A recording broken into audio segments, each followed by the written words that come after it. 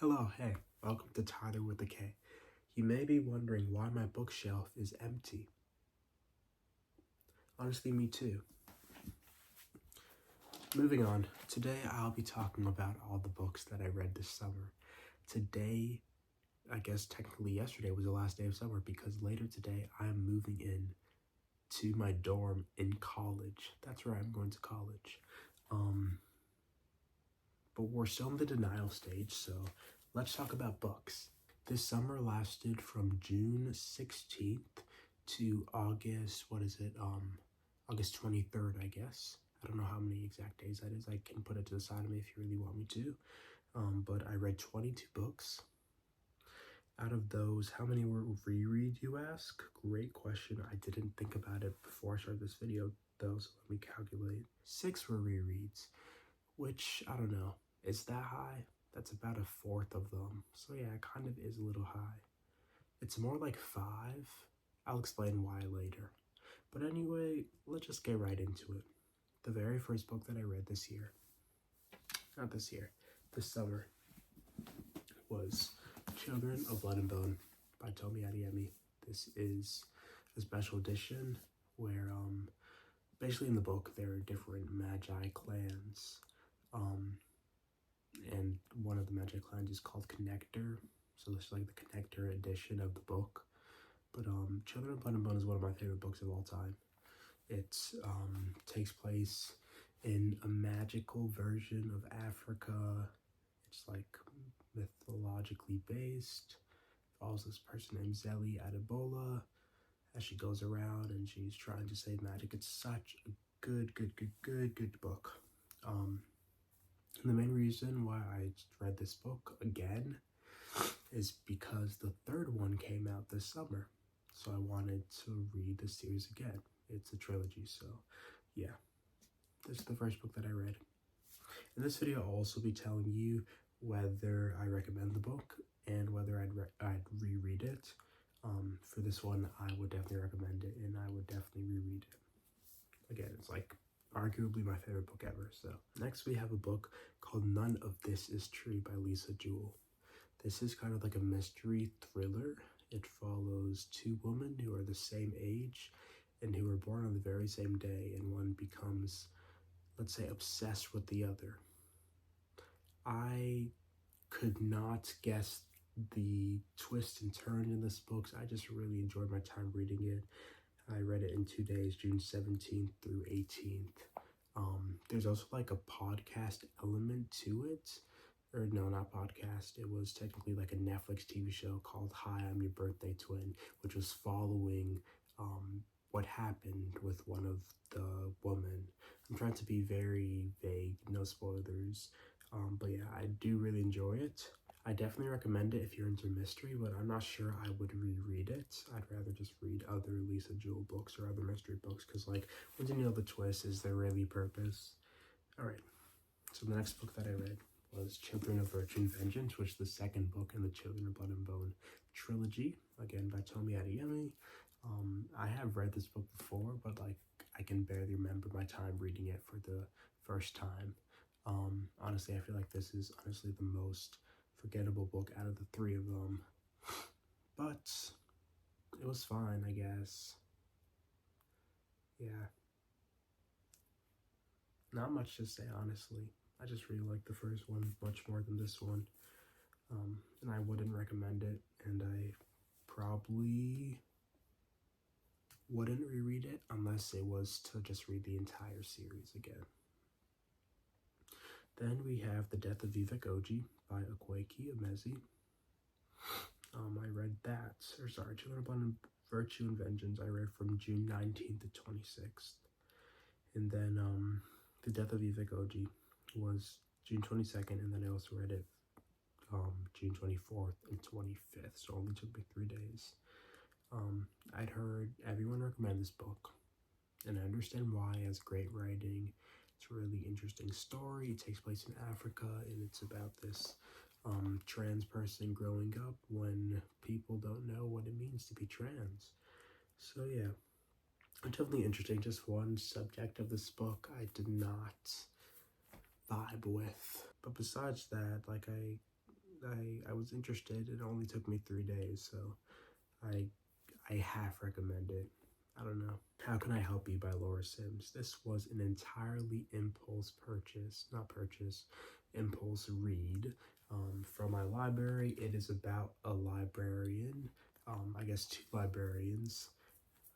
So basically, like the main character, at least the first character that we're introduced to, I can't even remember her name, unfortunately, but she has a checkered past, and then a new librarian comes, and like she kind of learns about that person's checkered past. I don't really see any librarian representation in the way these characters were. It just kind of does not fit at least like my caricature or my stereotype of librarian. I just really enjoyed my time with that book. It was really short. It took me a short time to read it. I read it from June 25th to June 27th. All right. The next book that I read was Grown by Tiffany D. Jackson. This was so good. It is about this person named, oh brother, Enchanted Jones, and she has a great voice. And it's about this producer that sees her talent in something more, and that's all I'll leave it to with. That's all I'll, you know what I'm trying to say. It's not a rom-com. It's not. But yeah, I was just so engrossed in this book. It took me one day, even though it has like one could argue a lot of pages. 371. Yeah, I finished it in a day. I was listening to the audiobook, granted, but yeah, I just really enjoyed this one. So good. Then I read Why Fathers Cry at Night by Kwame Alexander. Honestly, at this point, I may just read every single book that he writes because I just really love his writing. But not this time. This was a book in verse, as a lot of his other books, but it was also like a memoir about him growing up and like things he wants to tell his daughters about his life growing up. It was just, I don't know, it wasn't very focused, and I wasn't really that interested. If someone writes good fictional stories, I'm going to be more interested in those than their actual story, which sounds mean. Perhaps it is. Sorry. Another apology that I owe you. I keep forgetting to say if I recommend books or not. I would recommend Grown. I would not recommend Why Fathers Cry at Night, and I don't think I'll reread it. Nor Grown. Okay. Maybe I'll reread Grown. Like, it's not bad. Okay. At all. Like, I do like it. Children of Anguish and Anarchy by Tomi Adeyemi. This is the 3rd book in the series. The reason I read Children of Blood and Bone and Children of Virtue and Vengeance. I am relatively happy / okay with how the story ended up. There was a bit more representation than in the other books, which was good. And yeah, everything was just no spoilers. Sorry. Okay. I would reread it if I was going to read the entire series. I read Children of Anguish and Anarchy from June 30th to July 2nd. Then, from July 3rd to 4th, I read The Weight of Blood by Tiffany D. Jackson. This is basically Carrie by Stephen King, but make it black. It was pretty good. I've never read Carrie, but like I know what happens, but I just really like this one. It also had that kind of multimedia approach because I think it's reporters are researching the story of what happened in a town like many years ago. So we switch between like them researching it and like it happening in the past. And I would recommend it. Okay, then we have The Remains of the Day by Kazuo Ishiguro. I'd heard nothing but good things about his writing, so that's why I picked this one up. It tells the story of a mayor, of a butler named not Darlington. Wow, it's been too long. Stevens, and he decides to pack it all up and go on a trip to England, through England. And if you think that sounds boring, it is. But it's also interesting somehow. Like, it's very mundane, the things he talks about. Or, like, not, like, eyebrow raising or whatever, but like I still really enjoy my time reading this, because Zoo just has a good way with words, and I'm definitely going to read more of his books. I do recommend it. I may reread it, but probably not. The Depression Cure by Stephen L. Ilardi. It basically tells you different ways to help with depression that doesn't include medication. It's a very, very interesting read, an important read, I would say. But before I keep going about that, I've read The Remainder of the Day from July 9 to 11th, and then from the 13th to the 15th. So yeah, I did enjoy my time with The Depression Cure. Unfortunately, I feel like I knew some of the information already going into it, but it was still good, and I would recommend it, and I would reread it. Little Pilgrim's Progress, based on the allegory by John Bunyan, but adapted for younger readers by Helen L. Taylor. This is the book that I was like, that I wasn't sure if it would be considered a reread or not, because I actually read half of this book before, but not the other half. It's split up into two parts. The first one follows Christian on his journey to the Celestial City, and the second follows Christiana on her journey. So yeah, it's Christian. The book is like religious. That's what I'm trying to say. One part was definitely I preferred than the other. Yeah, okay. But I would recommend it to some people, I think. We Came, We Saw, We Left by Charles Whelan. This is a book about a family that goes on a gap year. They just escape their lives and decide to travel the world as a family. It's a pretty cool concept. And I lived vicariously through not these characters, these real people. I would recommend it if you want some sort of escape. I got that.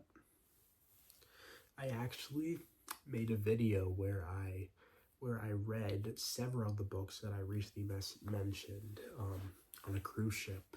So check out that video if it's out. It may not be, I don't know. Now this next book perhaps has the best cover ever, at least that I read of the books that I read this summer. I Who Have Never Known Men by Jacqueline Hartman. This is an old book. I think it was released in like 1968 or something. But it follows this one unnamed woman as she and fellow women are stuck in a bunker. I don't want to say anything else, but it was interesting to read. But at the end of the day, it was kind of sad or depressing, one could argue. It looks like the oldest date that I could find is actually 1995, but yeah, it's like, I think some people consider it a classic, and I do understand why, and I would recommend it. And I read it on July 22nd, and then the 24th to the 28th. Now, the next book that I read was Ace of Spades by Frida Becky Imide, which I actually made a video about already. But yeah, that was read from July 29th to 30th. It's like a thriller mystery about these two kids in a boarding school. I've heard it be described as Gossip Girl meets Get Out, and that's like the best description I've ever heard of a book. Yeah, it perfectly encapsulates the book, so yes.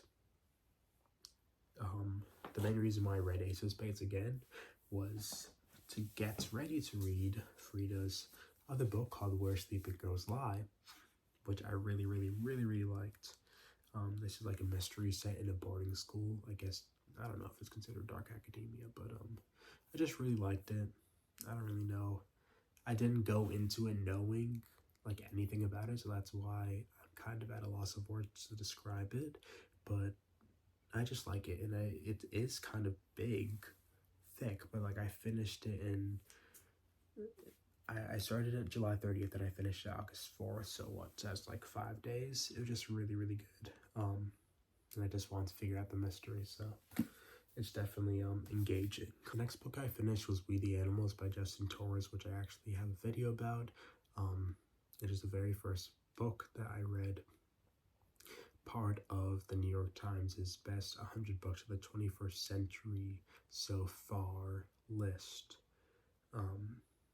So yeah, you can check out my thoughts on it in that video, but I'd consider rereading it. Sorry, I keep forgetting to say things about books, and I would recommend Where Sleeping Girls Lie. Okay. Next is A Good Girl's Guide to Murder by Holly Jackson. The only reason I read this was because of the TV show, which I made a video about comparing the TV show and the book. Incidentally, as a character that I'm going to talk about later would say, I would reread it if I were to continue the book series, but yeah, I did like it. It was interesting. I did not guess like the plot twist. It is a mystery. Obviously, I feel like now that the Netflix TV show is out, a lot of more people are going to know what it is about, so yeah. Okay. Dear Evan Hansen by Val Emmich and lots of other people. This is based on the Broadway musical, and I read this so I could watch the movie finally, because I've always wanted to watch the movie and I never did, and now I have, and I made a video about it, and my expectations were spoken of in that video. Sorry. Okay. Then Have a Little Faith by Mitch Albom. This is my second Mitch Albom book after The Five People You Meet in Heaven. I really like his writing style, but this basically starts with a rabbi asking Mitch, it's like a real life story, not a memoir I don't think, but like, yeah, a real life story. Can you write my eulogy? Rabbi asked Mitch, can you write my eulogy? Which is such an interesting question to be asked. And yeah, it just follows him following the person that he's writing the eulogies for's life, I guess. Like he interviews him a lot. So yeah, I'm definitely interested in Mitch's other book called 2 Days with Maury, which is kind of a similar format where his ailing professor and him meet up every Tuesday. I think it's every Tuesday, but okay. I would recommend it. It's also another like religious book. It's like, it doesn't give you the right answer. It doesn't give you like obviously it's following like a rabbi, so it's probably a little like partial to the Jewish faith, but like it's not preachy. It just tells this man's story. So yeah, we're almost done. Second to last book I read was Citizen: An American Lyric by Claudia Rankine. This was the second book in the New York Times best 100 books of the 21st century video playlist thing. I had really high expectations, and I'll leave it at that. I do want to reread it though. Okay, and the very last book that I read, which I actually finished earlier today. Let me get it. Well, apparently I can't, but it's The Perks of Being a Wallflower by Stephen Chbosky. A close second to my favorite book, Children of Bone and Bone. Such a good book. I've read it this may have been my 4th time reading it. I read it every summer, or I have. This is the 3rd time I read it during the end of summer. I hope to watch the movie soon, but that's the character that would say, incidentally, Charlie, the main character. It's just such a great book. I relate to Charlie, maybe a little too much. I would recommend it, and I would reread it. And I have, and I will again. So, yes, love that book. And now, I'm gonna switch it up a little, do something I haven't done in a while during a wrap-up, and that is rank the books. I'm not doing it live because that's way too much pressure.